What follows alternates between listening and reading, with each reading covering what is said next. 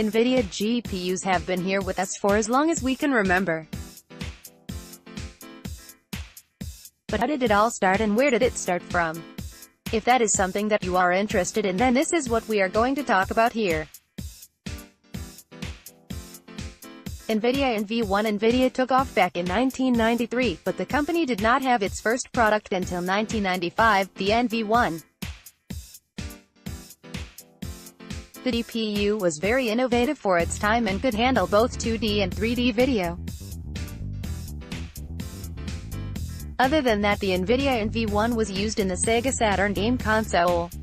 The NV1 used PCI interface with 133 megabytes per second of bandwidth. Other than that, the graphics card used EDO memory, clocked it up to 75 MHz, and the card supported a resolution of 1600 x 1200 with 16-bit color. After the success of the Nvidia NV1, the company started on working on a successor for the graphics card, the NV2.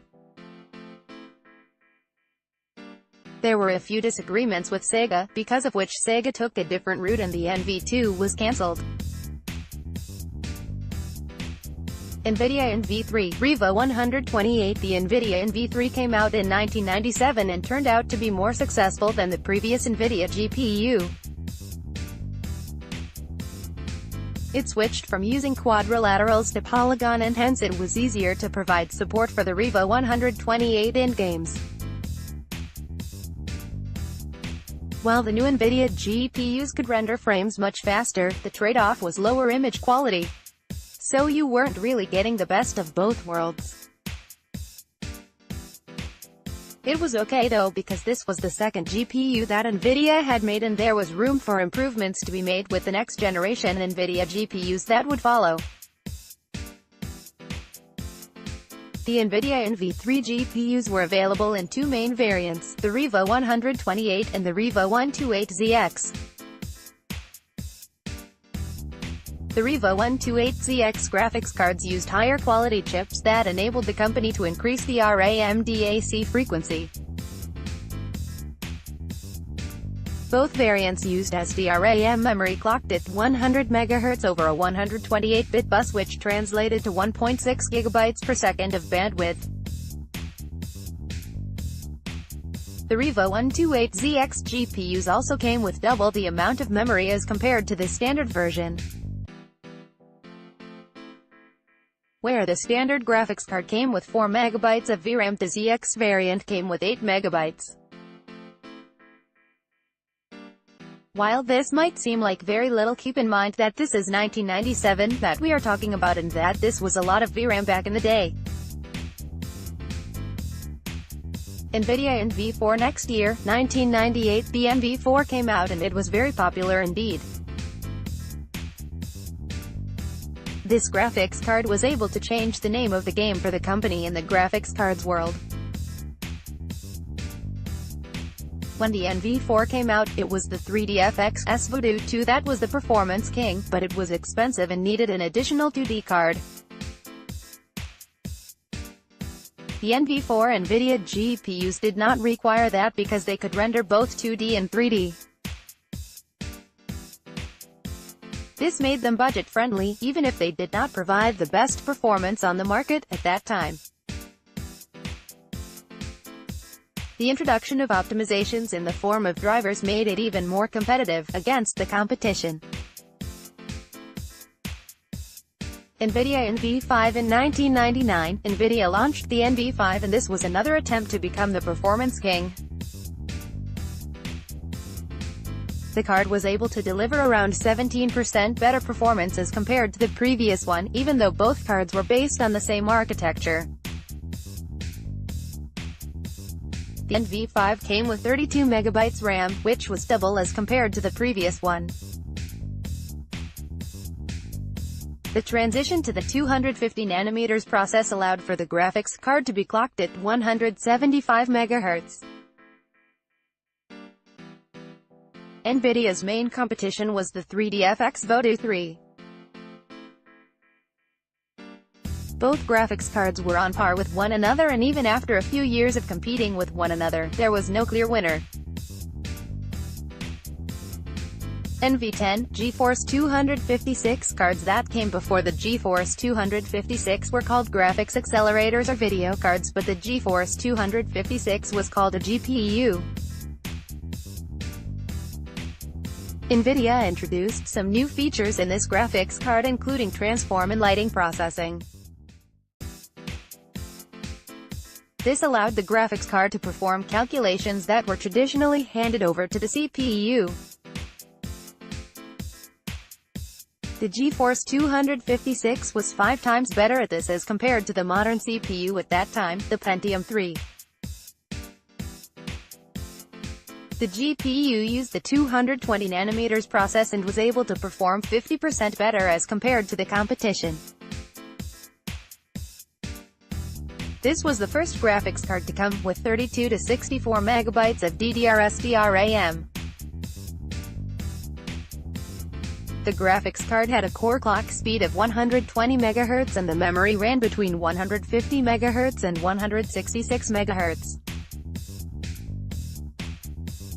GeForce 2, NV11, NV15, and NV16 Nvidia GeForce 2 graphics cards were based on the same architecture as the previous graphics cards, but Nvidia was able to double the TM used by moving to the 180nm process. The NV11, NV15, and NV16 cores were used in order to power the GeForce 2 graphics cards, and they had slight differences. The NV11 core featured 2 pixel pipelines, while the NV15 and NV16 cores had 4, and NV16 operated at higher clock rates as compared to the NV15. NV20, GeForce 3. This was the first graphics card from Nvidia that was DX8 compatible. The core was based on the 150nm process and featured 60 million transistors and 250 MHz clock speed. This was also the first graphics card from Nvidia to feature Lightspeed memory architecture. The GeForce 3 was also designed to accelerate FSAA by using a special Quincun's algorithm. The GeForce 3 performance better as compared to the previous graphics card, but it was complex to make. The card was expensive. The GeForce 3 was later tweaked and featured inside the original Xbox in 2001. GeForce 4. These graphics cards came out in 2002. There were an array of graphics cards coming out at this point.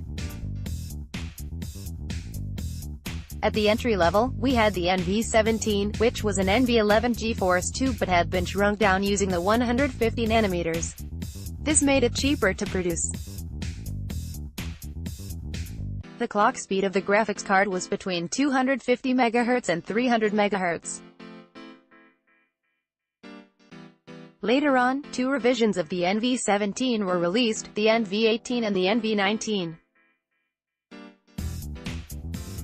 The NV18 came with an upgraded bus, now a GP8X, and the NV19 Nvidia GPUs came with a PCIe bridge to support X16 links. The memory on these chips was clocked between 166 MHz and 667 MHz. At the high-end, Nvidia GPUs like the NV25 were released. These GPUs featured 4 pixel pipelines, 8 TMUs, and 4 ROPs, which translated into better performance as compared to the previous generation graphics cards as well as the entry-level ones. NV25 contained 63 million transistors, which was 3 million more as compared to the GeForce 3. The GeForce 4 NV25 also had a clock speed advantage over the GeForce 3 as well, and the 128 MB DDR memory was clocked between 500 to 650 MHz. NV30, FX 5000 in 2002, Microsoft released EX9, which would be a very popular API for the next couple of years. Both ATI and Nvidia rushed to get supporting hardware to the market. ATI was able to beat Nvidia, but later in 2002 Nvidia released the FX 5000 series. While Nvidia graphics cards came to a while later, they did come with some additional features that set them apart. These include Shader 2.0a. Even though the NV30 was the original FX 5000 graphics card, a few months after its release Nvidia released another flagship which came with an extra vertex shader and DDR3 memory. The graphics card also rocked a 256-bit bus. Though the graphics card came with some new features, it lagged behind the ATI model that was out at that time. Adding insult to injury, the graphics card got very hot and that forced OEM partners to use beefy coolers that added to the cost of the graphics card. NV40, Nvidia GeForce 6800. A year later, the Nvidia GeForce 6800 was released. That came with 222 million transistors, 16 pixel superscalar pipelines, 6 vertex shaders, pixel shader 3.0 support, and 32-bit floating point precision. The 6800 Nvidia GPU featured 512 MB of GDDR3 memory over a 256-bit bus. The 6000 series is very successful as it provided double the performance in some games as compared to the FX 5950. While it was powerful, it was also efficient.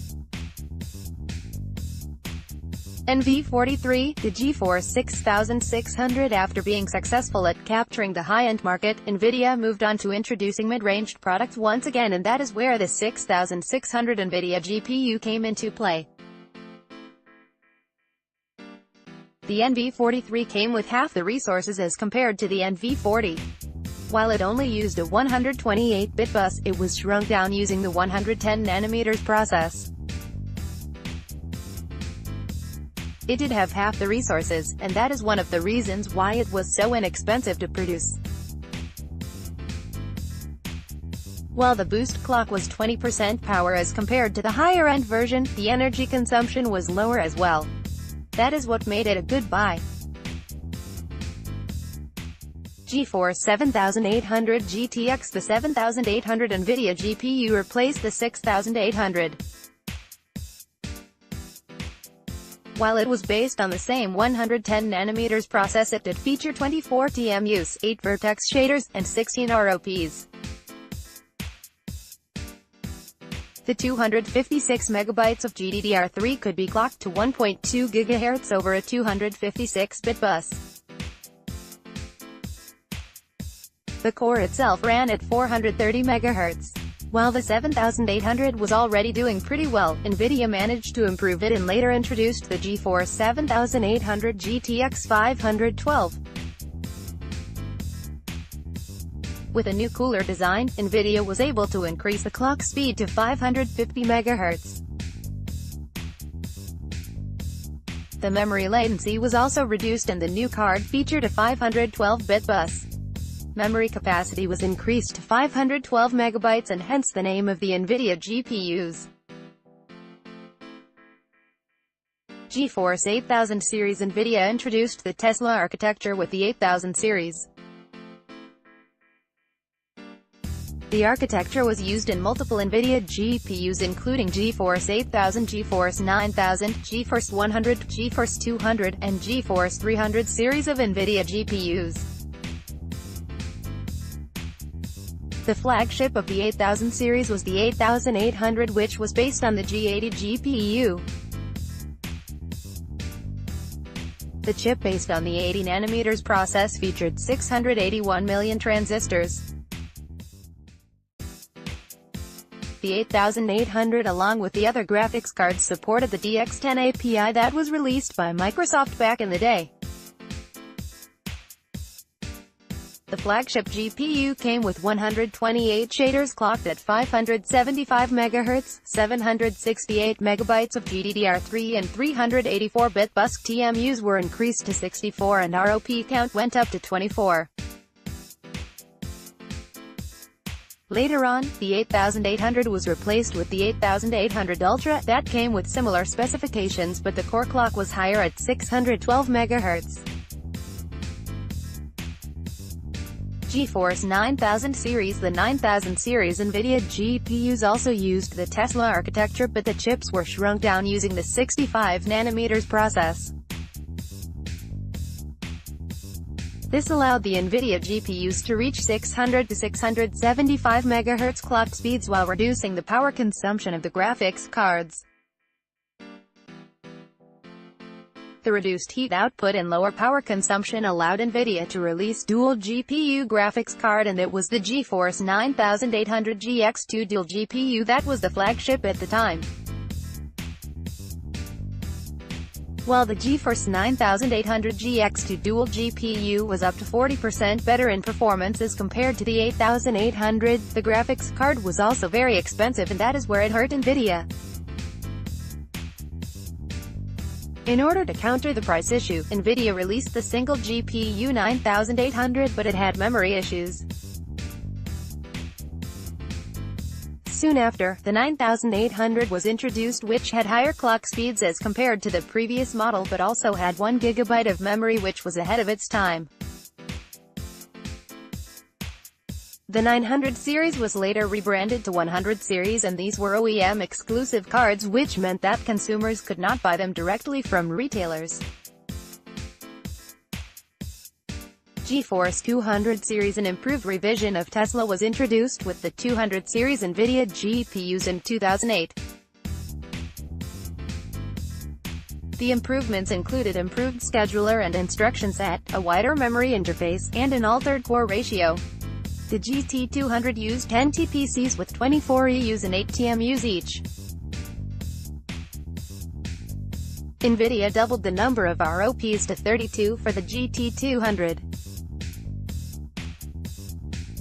The Nvidia GeForce GTX 280 was significantly more powerful as compared to the previous generation graphics cards due to the additional resources that the graphics card had to offer. Later on, the GTX 295 dual GPU graphics card was also released. These graphics cards were later rebranded to 300 series and were again exclusive to OEMs. The cards were based on the 40nm process and the Tesla architecture revision. GeForce 400. The 400 series Nvidia GPUs came out in 2010. These were based on the Fermi architecture. The GF100 was the top-of-the-line chip, which featured 4 GPCs. Each GPC comprised of 4 streaming multiprocessors, with 32 CUDA cores, 4 TMUs, 3 ROPs, and a polymorph engine. All that adds up to a total of 512 CUDA cores, 64 TMUs, 48 ROPs, and 16 polymorph engines. The top-of-the-line GTX 480 would get very hot, and in order to counter the issue, beefy cooling solutions needed to be used, and hence the graphics card produced a lot of noise. It is still remembered as one of the loudest graphics cards of old. In order to reduce production costs and increase yield, smaller Fermi-based Nvidia GPUs were introduced. The GTX 460, powered by the GF104, offered 2 SMS, with 48 CUDA cores, 4 TMUs, and 2 ROPs each. GeForce 500 series. The 500 series still used the Fermi architecture, but Nvidia was able to improve it by reworking it at transistor level. This allowed the Nvidia GPUs to have lower power consumption and higher performance. All things included, the 500A was faster than the 480. 600 series. The 680 was the graphics card that replaced the 580, and it was based on the Kepler architecture. This was the time that Nvidia GPUs were based on the 28nm process. This shift allowed the graphics cards to feature twice as many TMUs and 3 times as many CUDA cores. This might not have increased performance by threefold, but an increase in performance of up to 30% was recorded. The The 700 series was based on the same architecture and was introduced for supercomputers. The larger die featured 2,880 CUDA cores and 240 TMUs. The first Nvidia Titan was also based on the same die. The Titan came with 2,688 CUDA cores, 224 TMUs, and 6 GB of RAM. All things considered, the graphics card was very expensive at $1,000. The GTX 780 came with 3 GB of RAM and was more affordable as compared to the Titan, and Nvidia also released the GTX 780T later on. The T version came with 2,880 CUDA cores and 240 TMUs. GTX 900 series. The Maxwell architecture was introduced in 2014 and power consumption was a big focus for the new architecture. The GM204 was the chip that powered the top-of-the-line GTX 980. The chip featured 2048 CUDA cores, 128 TMUs, 64 ROPs, and 16 polymorph engines. While the new chip was only around 6% better as compared to the 780T, the major selling point was the lower energy that it consumed. The difference was of a major 33%. Nvidia later released the GM200 chip that powered the GTX 980T. The chip came with 2,816 CUDA cores, but it was not as efficient as the little brother. GTX 1000 series. In 2016, Nvidia GPUs moved on to the 16nm process, and Nvidia released the new Pascal architecture, on which modern graphics cards are still based. If you have a 10 series GPU, then you are using Pascal. The GeForce GTX 1080 features 7.2 billion transistors.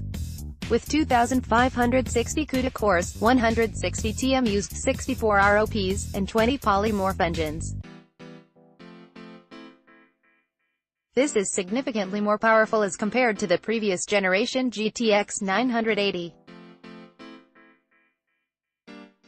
The GTX 1080T was later introduced for 4K gaming. Other than that, there is the GTX 1070 that is aimed at 1440p gamers and the mainstream GTX 1060 that is aimed at the 1080p gamers and is the most popular of the Nvidia GPUs, as of right now. Let us know what you think about the evolution of Nvidia GPUs over the years and whether or not you are interested in getting the next generation graphics cards that Nvidia is going to be unveiling soon.